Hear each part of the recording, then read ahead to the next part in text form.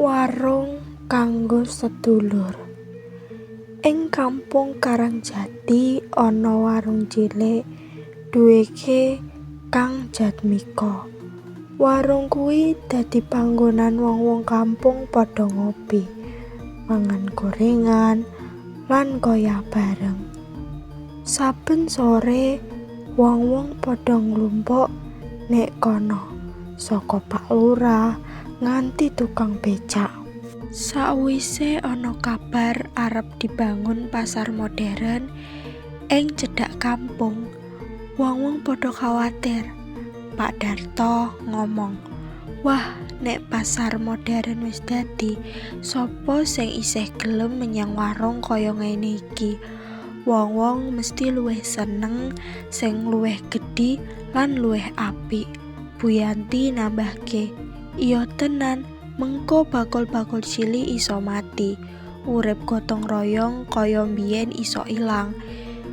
Kang Jatmiko mung meneng wae, nanging ing jero ati ya melu khawatir. Wingi kuwi Kang Jatmiko ngajak warga padha kumpul ing warunge. Dheweke ngendika, "Sedulur, warung iki dudu mung panggonan tuku kopi lan gorengan, nanging uga panggonan kanggo guyub, rembungan, lan nuduhake rasa kekancan.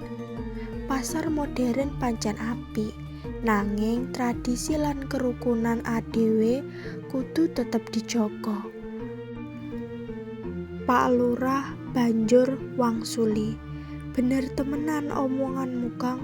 Ayo padha nggawe kegiatan sing bisa nguatke kerukunan, contohe arisan warga, jagungan budaya, utawa rondo bareng sing ngumpulke ing warung iki." Warga padha setuju. Wiwit wektu kuwi warung Kang Jatmiko dadi luwih rame, ora mung kanggo ngopi, nanging uga kanggo nguatke tali pas seduluran. Mula saka kuwi kemajuan ora kudu ngilangi tradisi.